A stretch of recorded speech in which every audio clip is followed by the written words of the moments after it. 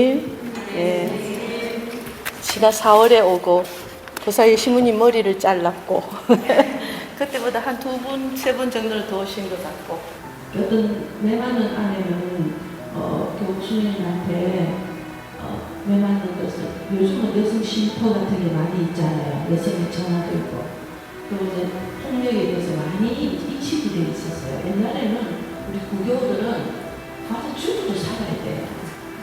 이혼, 별거 이런 거는 구교 집안에서는 있을 수 없는 일이에요. 근데 이제 지금 많이 달라졌지만 그때는 아니지만 폭력하는 남편을 수녀님이 상담을 했는데 수녀님이 신앙으로 믿음으로 예수님 생각하고 우리가 얼마나 자주 사용하는 언어들입니까? 이게 그리스도교 신자들의 매우 위험한 약점이 될 수 있어요. 미국의 심리학자들이 믿지 않는 심리학자들이 만든 학문이 뭔지 아세요? 영성심리학. 믿는 사람들이 신부님들이 공부한 게 아니라 안 믿는 심리학자들이 상담을 하러 오는데 그리스도교 신자들 가톨릭 다 합쳐서 계신 그리스도교 신자들이 무척 정신적인 문제가 있어서 상담한다는 걸 알아요. 자기들끼리 연구하기 시작한 게 영성심리학입니다. 왜 우리 신자들이 행복하지 않고 즐겁지도 않고 죽고 싶을까 이 연구를 하기 시작한 거예요. 이 문제를. 근데 그래서 그 상담을 한 수녀님이 그렇게 예수님 고통을 생각하면서 성모님 마음으로 참으세요 했더니 맞아서 죽었어요. 그 장님이. 이런 우리가 그런 사람들의 상담을 들을 때 여러분은 어떻게 답을 하실 건가 굉장히 중요해요. 그래서 그 고통은 필사적으로 피해라. 자기가 할 수 있는 만큼 피해라. 여러분들 그 피하려고 오신 거잖아요. 그죠? 그래도 피할 수 있으면 피하는데 안 되면 받아들여야 되는 거죠. 또 그래서 오신 분도 계셔요. 그냥 받아들이는데 아까 신님 말씀처럼 힘들어. 그죠? 힘들어. 그래서 이들이 자랄 때만 해도 어떻게 아버지가 되고 엄마가 되고 좋은 부모가 되는지 아무도 안 가르쳐줬어. 그렇죠. 그냥 나이가 되니까 결혼해야 하니까 하는 거예요. 어떤 사람은 이제 눈이 맞을 수도 있고. 근데 어떤 엄마가 돼야 되는지. 자기들도 철이 없었어. 우리들도. 철이 없었어요. 그냥 사느라고 정신이 없었어. 근데 우리 부모님도 그렇게 살아서 그냥 반복되다시피 그냥 살았는데 요즘 아이들은 그런 게 다 트라우마다 그런 거, 상처다 그런 거, 그죠? 이렇게 자꾸 말하기 시작한 거예요. 그게 그전에 없었던 게 아니라 그런 용어들이 생긴 거야. 이제 심리학자들이 이제 나오고 하면서. 근데 이제 아빠들이 폭력을 하거나 대화도 안 하고 정신이 좀 불안한 그 남편일 때 아이들이 엄마를 이해할 것 같죠? 엄마가 널 울고 시집 때문에 널 근데 내 마음 알 거야. 니 때문에 산다고 애기 때라도 그냥 슬퍼하면 그 아이가 우리 엄마 눈물 닦아주고 엄마 너무 마음 힘들게 살았지. 그걸로 끝날 줄 알죠? 아니에요. 곧 어릴 때 그래요. 점점 자라면서 아이들은 어떤 분노가 생기냐면 저런 인간이랑 사는 이 여자도 싫은 거예요. 이해되십니까? 실제로 일어났던 거예요. 그 아버지를 죽이려고 하면서 뭐라 하냐면 엄마 이름을 대면서 변경이 너도 죽일 거야 이렇게 말을 해요. 그 안에는 누가 잘하고 잘못했길 생각이 없어요. 그냥 둘 다 미운 거야. 이 두 인간 사이에서 내가 태어난 게 기분 나쁜 거지. 그리고 이렇게 못된 나 아버지를 조금 더 잘라주지 못하고 확실하게 선을 긋지 못하는 그 엄마는 우리 엄마가 불쌍하다 하지만 나중에는 아니에요. 이런 남자를 결단성 있게 계속 그렇게 하는 엄마 너도 보기 싫어. 나 이제 엄마 눈물도 싫어. 엄마 한숨도 싫어. 나 꼴보기 싫어. 이건 거예요. 그제 주일날 복음에 하여라는 여자가 나왔고, 그 다음에 또 그 전에 누구를 먼저 만났어요? 자, 이거 방금 전도 잊어버리니까, 어제 그제니까 잊어버렸어. 하여라는 여인 만나기 전에 해당장 야이로 딸이, 잘 들으세요. 딸이 죽어간다 그렇게 말해요. 죽었다가 아니라 죽어간다는 소식을 듣고 가는 도중에 어떤 여인이 몇 년 동안? 12년 동안. 이게 굉장히 중요한 용어잖아요. 이걸 기호학이라고 해요. 기호로 가지고 우리한테 말하고 싶은 거야. 마르코가 기호를, 숫자를 가지고 우리한테 하고 싶은 말이 있어요. 12년 동안 하여에서 그 여자는 자산, 재산도 다 탕진했고, 여자가 하혈한다는 것은 부정탔다 해서 공동체에 나오면 안 되잖아요. 거기다가 남자 옷에 손대면 큰일 나요. 근데 성경에서 말하고는 예수님 옷에 손을 댔다지만 정확하게 하면 우리 목폴도에 왜 이렇게 끈 있잖아요. 마지막 푸른 거. 묶어서 약간 푸른 거. 그걸 탈릿이라고 해요. 탈릿. 그거를 살짝 만진 거예요. 옷도 못해요. 그 궁중에 나오면 죽어요. 부정한 여자가. 근데 그 탈릿을 살짝 만졌는데 예수님은 당신에게서 기운이 빠져나가는 것을 알았다고. 당신에게서 힘이 빠져나갔다. 그러니까 한편 오늘 이 얘기의 전체 주제입니다. 한편 대방장은 마음이 죽어가는데 그 여자가 손을 대가 뭔가 힘이 빠져나갔는지 이거 돌아보고 있는 게 아까워 죽겠잖아. 시간이 그렇잖아요. 빨리 오셔야 되는데 그거 하고 여기 짱 시간을 보니까 그런데 그 걱정이 틀리지 않은 게 어떻게 했다? 죽었다고 안 하도 된다. 네, 안 오셔도 됩니다. 그러니까 여러분들 강다 기억하시겠죠? 죽음이 아니라 뭐였다? 잠이었다라고 얘기하시죠. 그래서 여러분들 보통 이 죽음이라도 그 잠인 거죠. 근데 갑자기 죽었다 그러면 제국분들이 하는 거예요. 그때 예수님이 그 여자에게 뭐라고 하시냐면, 뭐라고 하셨어요? 탈리타쿰은 소녀야. 근데 그 전에 하는 말이 있어요. 이거 빼면 안 돼. 내가 말하노니, 이렇게. 내가 너에게 말을 하는데, 소녀야, 일어나. 이렇게 얘기를 한 거예요. 그러면서 마르코는 그 뒤에 뭐라고 쓰느냐면, 그 소녀의 나이는 몇 살? 19살. 깎아버려요. 12살. 지금 12를 얘기하고 싶어서 지금 하는 거예요. 마르코가 의도적으로 그렇게 한 거예요. 하여하는 여인을 12년 동안 하여했다.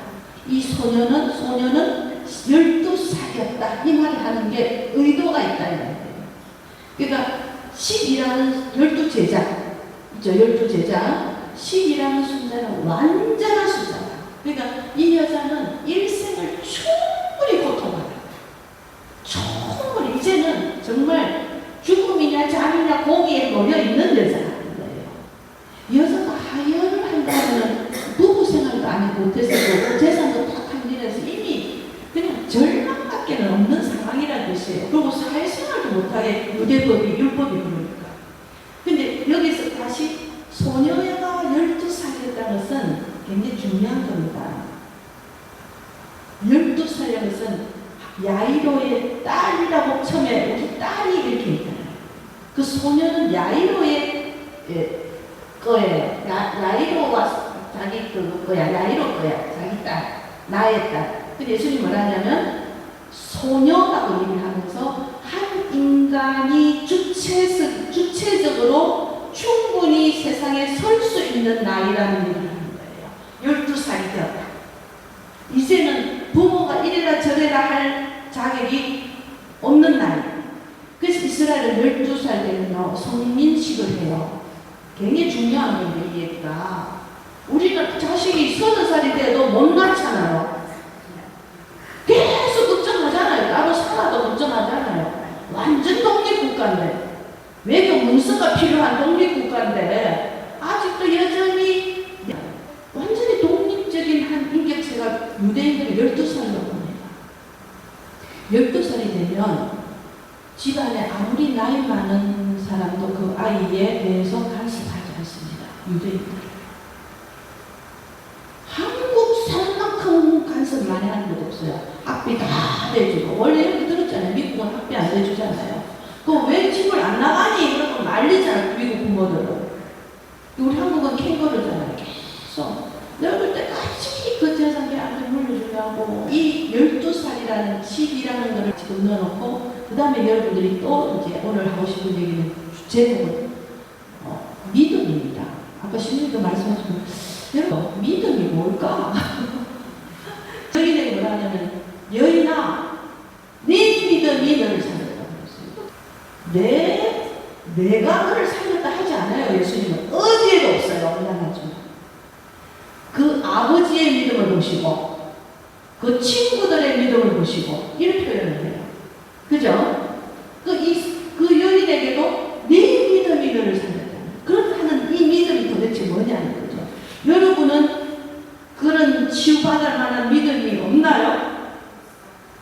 있어요? 그럼 뭐 살짝 만져도 나아야지. 힘든데 왜? 근데 믿음이 없다가 아니라 약하다 그랬어요. 제자들 보고 믿음이 약하다라고 얘기하셨어요. 그 믿음, 네 믿음이 너를 살렸다는데 나는 예수님이 지나가다가 네 믿음이 너를 살렸다 할 만큼 믿음이 있나 없나가 걱정이네. 저는 가끔 그런 생각해요. 과연 믿음이라는 게 뭔가? 여러분 믿음이 뭐예요? 신뢰, 그런 얘기 하자니까. 또 믿음이 뭐예요? 어? 무조건 어떻게 하는 거? 조건이 없는 신뢰. 그죠? 또 그러니까 네 믿음이 너를 살렸다 할 때 이 믿음은 뭘 도대체 얘기하는가? 하느님이 계시다는 것을 믿는 건가? 자, 생각해보세요. 여러분들 믿음이 하느님이 계시다는 걸 믿는 건지, 아니면 예수님이 십자가에 돌아가셔서 나를 구원했다 이걸 믿는 건지. 여러분 눈으로 목격도 안 해서 어떨 때는 아리까리 하잖아요. 그렇다 하니까 지금 믿는 거잖아요. 대한민국에서는 유대인이 아니잖아요. 그때 예수님하고 같이 안 다녔잖아요. 그렇다 하니 믿는 거잖아요. 이게 굉장히 어려운 거잖아요. 책에 그렇다 하니 자꾸 예수님 뭐 그렇게 가르치니까 그렇게 믿는 거지. 이게 딱 목격 증인이 아니면 굉장히 어려운 믿음이에요. 그렇잖아요, 솔직히. 그 다음에 또 어떤 게 믿음? 여러분들이 하나님 계시다고 믿잖아요? 응? 여기 계시다는 걸 믿잖아요? 그렇게 그 믿음 가지고 내가 딱 치유될 수 있는가라는 거죠. 그 믿음이 그 여인만큼 믿음이냐 이거 얘기잖아요. 그거 되면은 여기 기도 안 해도 되잖아요. 찬미만 해도 되잖아. 치유기도 안 해도 되잖아. 근데 우리 교리를 믿는 건지, 예수님 2000년 전에 돌아가셨다는 그 교리를 믿는 건지 모르고 있어요. 제자들도 예수님하고 다니면서도 몰라서 약했는데 우리는 얼마나 모르겠어요. 당연히 약하죠. 근데 그게 기적 신비스럽지 않아요? 그 예수를 위해서, 그 하나님을 위해서 생명을 던지는 순교자가 나오고, 그죠? 그 제자들도 믿음이 약해가지고 난리인데 안 본 사람들이 그렇게 하는 것도 이게 정말 신비해요. 여러분들이 이 자리에 있는 것 자체가 신비라니까요. 어떻게 알고? 예수님 2000년을 만나지도 안 하고 그랬는데 제자들은 예수님 기적을 봤잖아요. 그죠? 예수님 시대에 기적을 봤잖아요. 야이가 딸이 다 죽었다 했는데 딱 일어나고. 자, 현대에도 마찬가지로 기적이 일어나는데 여러분은 그 기적의 주인공이 될 때도 있고 안 될 때도 있고, 이게 뭐냐는 거죠. 그럼 내 믿음이 약한 건가? 이게 또 사람을 괴롭히네. 평생을 열심히 믿고 교회 다니놓고는 평생 내 믿음이 약하다. 평생 자기는 죄인이고 평생 죄책감, 이렇게 시달리고 산다는 거지. 잘 생각해보세요. 근데 오늘 갈릴레아 호수를 시 오브 갈릴레아, 시라고 해요. 바다라고 해요. 호수가 아니에요. 레이크가 아니에요. 왜냐면 너무 넓어서. 그러니까 진짜 폭풍 치고, 보통 때도 이렇게 철서 이렇게 파도가 칩니다. 가보신 분 알겠지만. 그런데 그렇게 풍랑이 일어나고 해요. 근데 예수님이 이렇게 두려워하고 겁쟁이들아, 믿음이 약하다 하고 이렇게 화를 내시는 이유가 사연이 있어요. 지금 배 타기 직전에 있었던 일이 있었어. 물고기 2마리와 빵 5개로 15,000여 명을 먹이신 사건을 목격한 제자들이에요. 그런 제자들이 풍랑을 보고 예수님을 믿지 못했다. 이게 사실현실이라는 거죠. 그 갈릴레아는 이스라엘에 있는 갈릴레아가 아니라 여러분이 갈릴레아예요. 여러분 안에 요동치는, 어느 날은 믿음이 강했다가 어느 날은 절망했다가 어느 날은 화났다가 어느 날은 참미 너무 좋았다가 어느 날은 저 맹수 같은 이 요동치는 내 안에 갈릴레아를 예수님은 딱 잠재우는 거예요. 이 믿음이 약한 자야. 그래서 그때 예수님은 제가 생각해도 굉장히 피곤했을 것 같아요. 종일 설교, 말씀 5,000명, 15,000명이 되잖아요. 장정만 5,000명이니까. 그 이스라엘 가보면은, 언덕이 넓어요. 거기 15,000명이, 그때는 마이크도 없는 시절 아닙니까? 했다는 거는 너무 지쳐서 아마 배 타자마자 주무셨을 것 같아요. 그래서 여기서 풍랑을 잠재우신 대단한 분이다라고 말을 하고 있지만 이것도 기적에 들어가는 거예요. 이 사건이. 근데 다음날 그날 풍랑이 잠시 멎었지만 풍랑이 다음날은 안 일어날까요? 아니죠. 그거 얘기하는 거예요.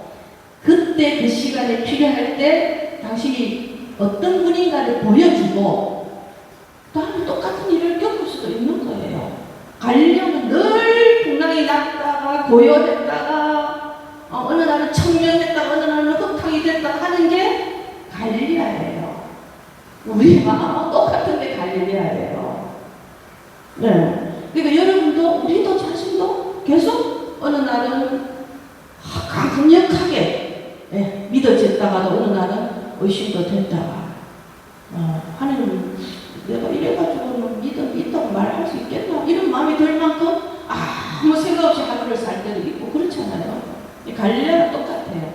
그 갈릴레아의 중요한 것은 예수님이 함께 계시고 방금 전에 15,000을 먹이신 엄청난 분이라는 것도 제자들도 깜빡깜빡하는 거예요. 그럼 2000년이 지난 우리는 당연히 깜빡깜빡하지. 너무 자책하지 마세요. 네, 너무 자책하지 마시고 그 다음에 이제 그 치유는 받아야 하되 이 말씀을 어떻게 드려야 될까 조심스럽긴 한데 성모님은 아들 때문에 고통스럽지만 매우 기쁘게 사셨다고 얘기를 해요. 왜? 내 아들이 그리스도니까. 내 아들이 하나님 아들이니까. 그러니까 여러분들이 상상할 수 없을 만큼의 고통과 기쁨은 함께 있는 거예요. 고통이 있다고 해서 기쁨이 없는 게 아니에요. 잘 생각해 보세요. 밀양리에서 태어났는데 5학년 때 부산으로 이사를 왔어요. 근데 어린 마음에도 이렇게 나가면 그때가 경제 성장을 막 우리나라 할 때가 부산에 뭐가 있었냐면 사마고무, 신라고무, 고무신 공장이 엄청 많았어요. 그럼 아침에 지금 그때는 공예라는 얘기도 없을 때예요. 공예가 뭐가 있어요? 막 굴뚝 떼가지고 굴뚝이 여기 나면 우리나라 잘 사는 거잖아요. 그때는. 그러니까 하늘이 항상 밀양에 살 때는 맑은 하늘을 봤다면 부산에 있어 오는 날부터 항상 굴뚝이 여기들이 착한 걸 제가 이렇게 꼬마를 봤는데 그날부터 제가 시름 아팠어요. 제 어머니가 부교 집안 많이면 굿을 하고 싶다 할 정도로 제가 시름 아픈 거예요. 지금 생각하면 그 공기. 지금도 이렇게 공기가 좀 여기 너무 좋아요. 이 공기. 새집 갑시다. 아주 새로운 분도 오셨는데 그분은 이제 빚 갚으러 오셨는데 빚 갚으러 다니는 신부님을 빚 갚으리오라고 그래요. 빚 갚으리가 아니라 빚 갚으리오. 그래서 제가 눈도 이렇게 안약 병원에 갔더니 안구 건조증이 심한 데가 냄새 알레르기가 있어서 이게 각막염도 굉장히 심한 상태라는 거예요. 그러니까 조금 오래동안 이렇게 컴퓨터 앞에 있거나 이러면 그냥 눈물이 줄줄줄줄 이 통증이 머리통까지 다 아픈 거예요. 그래서 제가 SNS에 이렇게 했어요. 계속 세상이 이러면 북극곰이 멸종할 게 아니라 내가 제일 먼저 멸종하겠다. 그럴 정도로 저는 굉장히 영향을 받는 체질로 태어났어요. 너무 힘들게 지금 하루를 사는데 이 고통이 있지만 제 행복 지수를 떨어뜨리진 않아요. 네, 왜냐하면 제 행복 지수 굉장히 높거든요. 이건 뭐냐면 자존감. 이건 뭐냐면 상대적인, 저는 계속 불행하다는 생각을 안 한다는 뜻이에요. 그러니까 몸도 지금 이런 상태고 비교해서가 아니라 내 상황이 나를 자존감을 떨어뜨리지 않아요. 굉장히, 그러니까 절대 고통이 없는 게 아니라 그랬잖아요. 고통도 너무 괴로워요. 하루하루가. 근데 제가 할 일 다 해요. 지휘도 하고 또 뭐 그림도 그리고 다 해요. 근데 저의 자존감의 행복지수를 떨어뜨리지 않는다. 이거를 제가 계속 묵상하면서 성모님을 알게 됐어요. 아들의 피 흘리는 걸 당신 치마폭으로 닦아서 아들의 피가 땅으로 흘러서 땅이 피로 물들었다라는 이 노래 가사가 있거든요. 그런 고통이 있음에도 성모님은 틀림없이 기뻐하시는 거예요. 또 하나예요. 저 사람이 도대체 기쁠 일이 아니에요. 기뻐요. 이게 신앙이에요. 완전히 고통스럽거나 그래서 이 고통 속에서 내가 왜 이렇게 살아야 되냐 아니라 자기가 누군지를 알면 그 기쁨은 아무도 못 뺏어가는 마리아가 마르타에게 예수님을 잘 절대 마리아는 그 몫을 놓지 않을 것이다. 왜냐면 굉장히 좋은 몫을 주겠거든. 안 놓칠 거야. 근데 여러분들은 말씀을 들으려는 거 찬양한다는 이거를 여러분 안 놓치는 여러분 몫이에요. 아무도 여러분을 뺏어가지 못하는 거예요. 나는 이거는 아무도 못 뺏어. 그렇잖아요. 오늘 이 강의 믿음에 대해서 계속 묵상해서 왜 믿음은 너무나 많이 듣는 말이고 말하는 건데 아직도 저는 묵상을 며칠 동안 계속 해야 되는 문제였어요. 이게 쉽지 않아요. 나 믿음 있어. 그럼 내가 만약에 그 믿음을 언제 정확하게 드러나느냐면 여러분이 가지고 있는 그 믿음의 탈을 딱 벗기고 오리지널을 딱 끄집어낼 때는 여러분들이 시련에 떨어졌을 때, 시부님한테 상처받았을 때, 봉사자에서 쫓겨났을 때, 그때 보면 자기 믿음이 딱 원래 꼬리 보고 있어요. 자식한테 버림받았을 때, 그때 자기 믿음이 딱 요 꼬리야. 그때 자기 믿음의 증거가 보이는 거예요. 보통 때는 잘 모른다. 그래서 저도 여전히 믿음에 대해서 계속 고민해요. 오늘 이 믿음 얘기를 하기 위해서. 돌아오는 주일날 재미있는 건데 이 독서에서 여러분 기억도 못하시겠지만 이제 다음 주 되면 하면서 여러분 너무 잘 아시네요. 바오 사도가 그분은 남을 치유시켜 주셨던 분이잖아요. 바오 사도가 가슴을 찌르는 병이 하나 있어 그러는 거예요. 3번이나 주님께 간절하게 기도했다. 아까 기호학이라 했죠. 자, 오늘 그런 얘기가 자꾸 나옵니다. 12 중요하듯이 3도 완전한 숫자다. 그러니까 성경 안에서 3번이나 3년이나 이렇게 말할 때는 충분히 했다 이 말이에요. 딱 3번 했다 이 말은 아니에요. 그래서 우리 교회에서 삼위일체 뭐 이런 말이 완전한 숫자예요. 늘 기도해요. 여러분처럼 이 고통을 없애주십시오. 내 서도도 자기 병에 대해서 내가 그랬죠. 아까 처음에 전할 때 고통을 벗어나기 위해서 필사적으로 기도해야 돼요. 하되 그런데 바울사가 뭐냐면 그렇게 최선 다해서 하나님이 뭐라고 하시냐면 내 영광은 네 약한 그 안에서 드러난다. 약한 그 안에서 내 영광이 드러난다. 너 자만하지 말게. 예수 바울사가 자만하지 않도록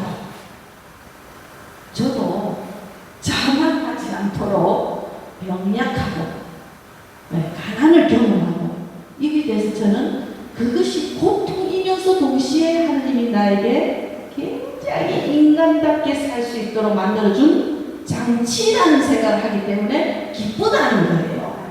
그리고 누구한테 설명할 수는 없지만 고통도 있고 실제로 아프니까. 근데 하나님이 나를 자만하고 교만하지 않는 인간으로 내 그 아픔 때문에 여러분한테 얘기할 수 있는 이유가 생기잖아요.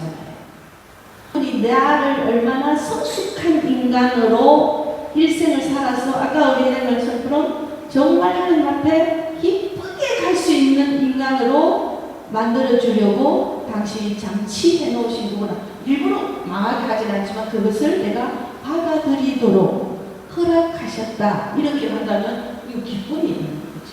우리는 무엇을 믿는가? 첫 번째, 하나님의 말씀을 믿습니다. 그 말씀이 뭐냐면 천지 창조하셨던 그 말씀이에요.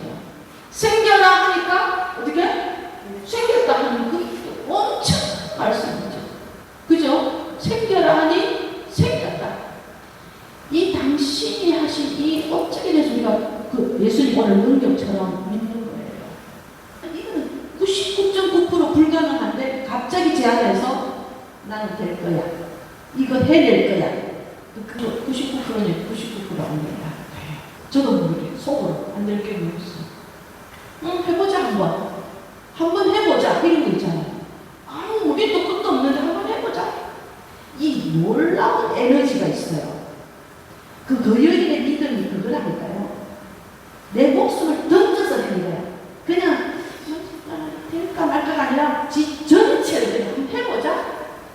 죽게 하면 살기고. 근데 그날 밤에 돌아가신 제 어머니가, 그 어머니가 마지막 몇 달 암 걸리셨는데 우리 아이가 고등학교 때 제가 잠깐 나간 사이에 이게 장이 터지고 이러면 다 씻어드리고 할 때 우리 어머니가 할머니가 하늘나라 가면 도와줄게 이 말을 했어요. 저는 그 말을 믿었어요. 근데 정말 어머니가 꿈에 보이면서 캄캄한 데서 우리 아들 손을 잡고 바깥으로 빛 쪽으로 걸어 나오시는 거예요. 아무 말도 안 했어요. 누구한테도. 그냥 꿈이 개꿈일 수도 있으니까 그냥 했었어요. 그날 오후에 회사에서 연락이 왔어요. 합격했다고. 이거 불가능하다 그랬어요. 모두가 불가능하다. 그쪽에서도. 근데 나도 모르게 안 될 게 뭐 있어. 이런 느낌 있잖아요. 이거는 그러니까 내 믿음이 할 때 이거는 내가 가지고 있는 의지도 그만큼 있어야 돼요. 자, 조금 어려운 말일까요? 성모님이 가브리엘 천사가 성령으로 잉태해서 예수 낳을 거라 했을 때 성모님이 주님의 종이오니 말씀대로 이루어지소서 영어를 피앗이라고 해요. 피앗. 그 말은 잘 들어보세요. 우리가 이렇게 딱 여러분들 기도할 때 당신 말씀이 저 안에 이루어지소서 할 때 나는 가만히 감나무 밑에 있고 입만 열고 있으면 감이 떨어지는 이 이루어지는 게 아니에요. 그 피앗은 내가 능동적으로 믿는 것을 얘기하는 거예요. 능동적으로. 내 안에서 그 믿음이 굉장한 에너지로 같이 하느님이 나에 대한 나의 믿음을 다른 말로 사랑이라고 할 수 있어요. 사랑 덩어리가 함께 만났을 때 일어나는 거죠.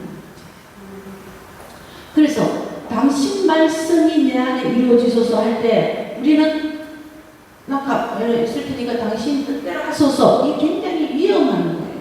근데 그 말을 정확하게 능동적으로 나무를 쳐야 돼.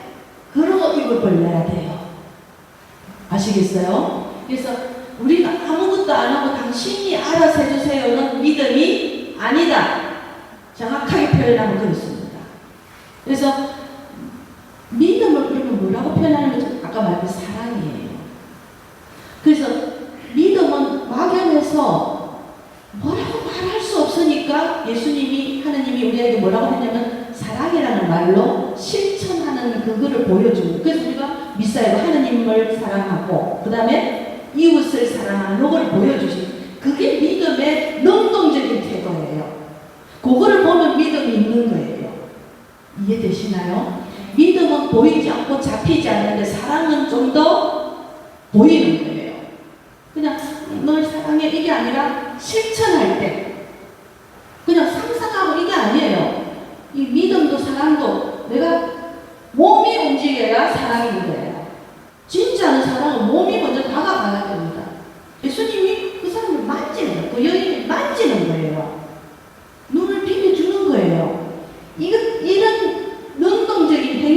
내가 작든 그분이 작든 만남이라는 게 실천적으로 몸이 움직일 때 그것이 믿음이에요.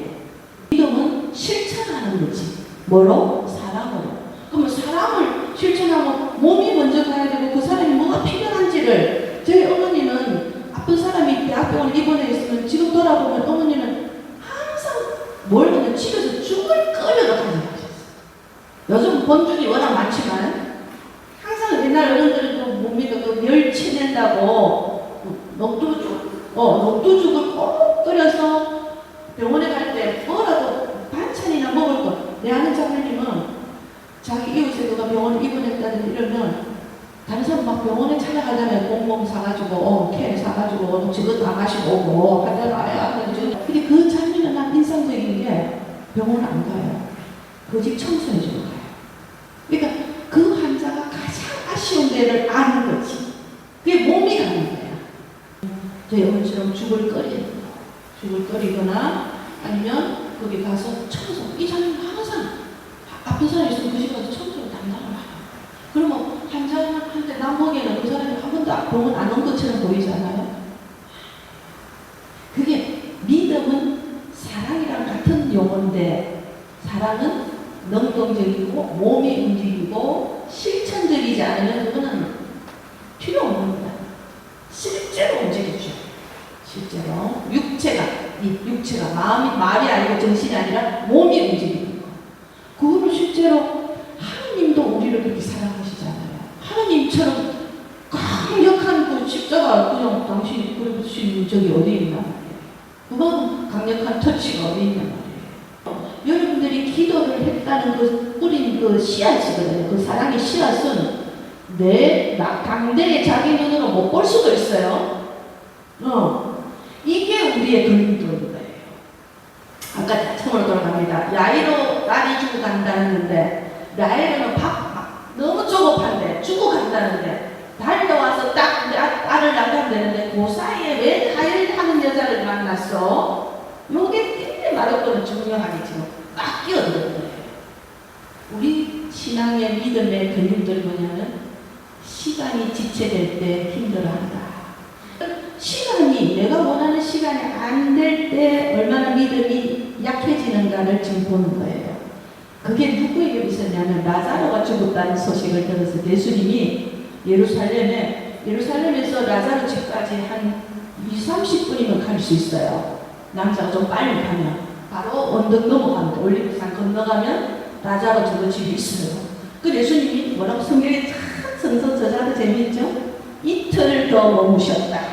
예루살렘에 빨리 안 가고 소식 들었는데 그러니까 예수님 가면 뭐 뿅 넘어갔던 마리아 마르타가 막 기절을 할 거잖아요. 속이 상하잖아요. 그러니까 마리아는 누구고 마르타는 오자마자 예수님 오신다니까 빨리 안 오시고 이게 뭐예요 막 이러잖아요. 근데 마르타에게 예수님이 마르타의 그 고백은 대단한 거예요. 내가 걱정하지 말고 나를 믿어야 된다 하니까 예수님이 당신은 살아있는 아들 있음을 나는 믿습니다. 그런데 믿는데 왜 빨리 하라는 거지? 끝났잖아요. 이제 썩어간다 이제 3일 지났다는 이 말이 굉장히 중요한 거잖아요. 3일 이미 살 수는 없다. 그랬을 때 마리아와 마르타의 믿음이 시험당하는 거죠. 지체되고 있을 때. 그래서 성경에 요한복음 보면 조금만 있으면 근데 그 다음 말에 조금 더 있으면 그때 이런 말이 계속 나와요. 이 조금 더 때문에 우리가 못 살겠는 거지. 그래서 그때 우리 믿음이 흔들리시죠. 여러분들 그럴 때도 굳건하셔야 돼요. 그 대신 나는 끊임없이 기도의 씨앗을 사랑의 씨앗을 뿌려놓는 것은 내가 능동적으로 해야 되는 거지. 필사적으로 해야 된다. 알겠죠? 네. 필사적으로 하되 내가 그걸 통해서 당신께 다가갈 수 있다는 그 기쁨을 다시 동시에 가져야 된다. 어제 루르드에서 그 사진 형제가 택배로 루르드 성수를 보내왔어요. 아까 어제 딱 오자마자 기도를 처음에 그 루르드 가면 이제 씻는 데 있잖아요. 코로나 이후에는 물이 안 간 거예요. 손에 부어져요. 기도부터 하라고 해요. 기도하고 처음에 손을 조금 부어주면서 손을 씻고 그 다음에 얼굴을 씻고 세 번째 물은 먹게 해요. 요즘 그렇게 해요. 그래서 제가 이걸 눈에다가 이렇게 뿌렸어요. 그랬더니 얼마나 시원해지는지 몰라요. 통증이. 굉장히 아팠는데 많이 좋아서 그래서 여기 생각이 나는 거야. 혹시 저처럼 눈이 아픈 사람이 있으면 뿌려줘야 되겠다. 자, 지금부터 얘기를 할게요. 루르드의 그 베르나데트 성녀는 자기가 물을 파서 성모님이 시켜서 샘물을 파서 다른 사람들이 7만 명이나 하고 교회에서는 70건만 기적으로 할 거야 막 이렇게 했지만 엄청난 사람들이 치유됐는데 이 마지막에 34살에 죽었어요. 일찍 죽었죠. 수도원에서 살다 수도원에서도 굉장히 수고지냈어요. 자기가 드러날까봐 식당 일 같은 거 하고 글자도 몰랐던 데니까 수녀원에 가서 글자 연습하고 이랬어요. 근데 원래 천식이 있었는데 무릎에 결핵 종양이 생겼어요. 걸을 수가 없어서 아팠겠죠. 근데 그 결핵이 무릎에 결핵도 생긴 데다가 무릎 종양에서 쫄뚝거리기 시작하는데 원래 세례줬던 본당 스님이 찾아와서 베르나데트 네가 봤던 많은 사람들이 치유되고 있는 그 성수로 가면 어떻겠니? 그 베르나데트 뭐라 하는지 아세요? 그 성수는 저를 위해서 있는 것이 아니라 다른 이들을 위해서 있는 겁니다. 안 갑니다. 그 성수는 안 해요. 그냥 죽음을 받아들여요. 고통을 받아들여요. 난 감동했어요. 그래서 어떤 것은 강하게 받아들여야 될 고통도 있다. 기도하셔야 돼요. 아무 그거 없어 그냥 모르겠지. 이게 보세요. 루르드의 그 형제가 떠서 우체국 가서 10몇 시간 비행기를 타고 와서 저한테 보낸 거잖아요. 이거는 그냥 물이라 해도 기적일 수밖에 없는 게 사랑이잖아요. 물 한 방울 한 방울이 아까운 거야. 그 사랑의 방울. 그래서 정말 기도하면서 또 부으면서도 또 열면서 또 기도하고 기도하고 그래서 가져왔어요. 그런데 그런 마음이었으면 좋겠어요. 그래도 기도의 씨앗은 꾸준히 뿌려놓는 것이 언젠가는 치유가 일어난다는 걸 아시고 내 믿음의 상태를 내가 과연 이게 믿음인가 나를 위한 어떤 욕망인가. 그래서 제가 눈이 아프면서 너무 아프니까 눈을 이렇게 감고 있었어요. 한 10분 20분 감고 있으니까 세상이 고요해지더라. 안 보니까. 아우구스티누스, 아우스데이 성인은 고백동에 그런 말이 있어요. 요한 1서를 가지고 눈 때문에 짓는 죄가 엄청나다. 보이니까 탐욕을 가져. 보이니까 제자는 내가 옷 잘 입어서 기분 그러면서 보이기 때문에 잘 보이려고 윗선적인 행동도 할 수 있어요. 이 눈이 짓는 죄. 제가 눈 아프면서 그런 묵상을 하네요. 눈을 감으니까 죄질 일이 없어도 욕심을 안 내죠. 보이니까 비교가 되니까. 이런 생각을 또 하나님이 하게 저한테 이런 시간을 주셨는지도 몰라요.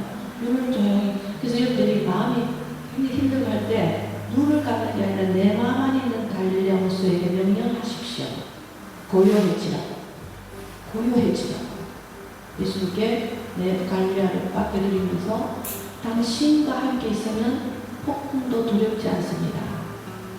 그래서 그런 고백을 할 때 아까 말씀처럼 믿음도 잘한다고 하는데 우리의 믿음이 과연 어떤 믿음인가를 이번 기회에 다음 주까지 계속 이어질 텐데 베르나데트 루르드에서 바오로 사도도 결국은 치유해달라고 하지 않잖아요.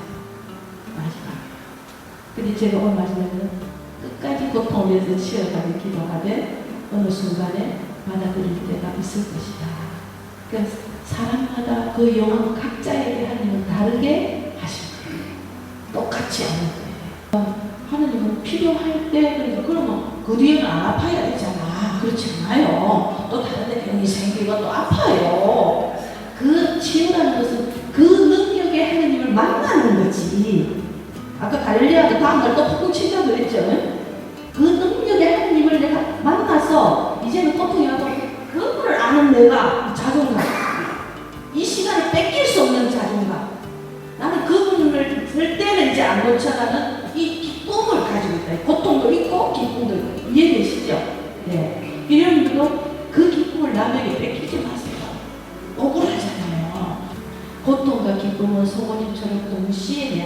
있어야 된다.